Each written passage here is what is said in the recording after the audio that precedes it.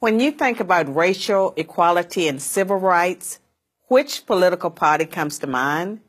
The Republicans or the Democrats? Most people would probably say the Democrats, but this answer is incorrect. Since its founding in 1829, the Democratic Party has fought against every major civil rights initiative and has a long history of discrimination. The Democratic Party defended slavery, started the Civil War, opposed Reconstruction, founded the Ku Klux Klan, imposed segregation, perpetrated lynchings, and fought against the Civil Rights Acts of the 1950s and 1960s. In contrast, the Republican Party was founded in 1854 as an anti-slavery party. Its mission was to stop the spread of slavery into the new Western territories with the aim of abolishing it entirely. This effort, however, was dealt a major blow by the Supreme Court in the 1857 case Dred Scott versus Sandford. The court ruled that slaves aren't citizens, they're property. The 7 justices who voted in favor of slavery, all Democrats. The 2 justices who dissented, both Republicans. The slavery question was, of course, ultimately resolved by a bloody civil war. The commander-in-chief during that war was the first Republican president, Abraham Lincoln, the man who freed the slaves. 6 days after the Confederate Army surrendered, John Wilkes Booth, a Democrat, assassinated President Lincoln. Lincoln's vice president, a Democrat named Andrew Johnson, assumed the presidency.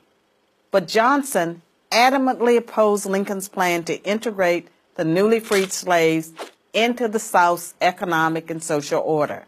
Johnson and the Democratic Party were unified in their opposition to the 13th Amendment, which abolished slavery, the 14th Amendment, which gave blacks citizenship, and the 15th Amendment, which gave blacks the vote.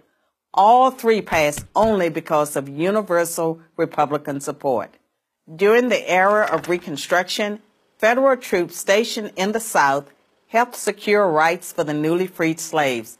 Hundreds of black men were elected to Southern state legislatures as Republicans, and 22 black Republicans served in the U.S. Congress by 1900. The Democrats did not elect a black man to Congress until 1935.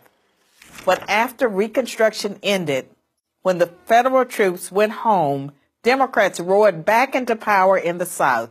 They quickly reestablished white supremacy across the region with measures like black codes, laws that restricted the ability of blacks to own property and run businesses, and they imposed poll taxes and literacy tests used to subvert black citizens' right to vote. And how was all of this enforced?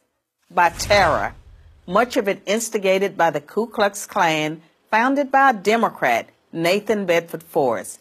As historian Eric Foner, himself a Democrat, notes, in effect, the Klan was a military force serving the interests of the Democratic Party.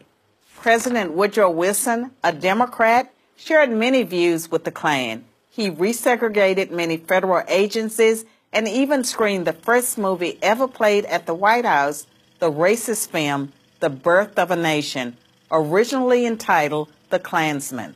A few decades later, the only serious congressional opposition to the landmark Civil Rights Act of 1964 came from Democrats. 80% of Republicans in Congress supported the bill, less than 70% of Democrats did. Democratic senators filibustered the bill for 75 days until Republicans mustered the few extra votes needed to break the logjam. And when all of their efforts to enslave blacks, keep them enslaved, and then keep them from voting had failed, the Democrats came up with a new strategy. If black people are going to vote, they might as well vote for Democrats, as President Lyndon Johnson was purported to have said about the Civil Rights Act. I'll have them voting Democrat for 200 years. So now, the Democratic Party prospers on the votes of the very people it has spent much of its history oppressing.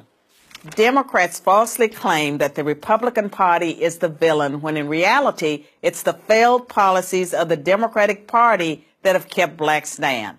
Massive government welfare has decimated the black family. Opposition to school choice has kept them trapped in failing schools. Politically correct policing has left black neighborhoods defenseless against violent crime. So when you think about racial equality and civil rights, which political party should come to mind? I'm Carol Swain, professor of political science and law at Vanderbilt University for Prager University.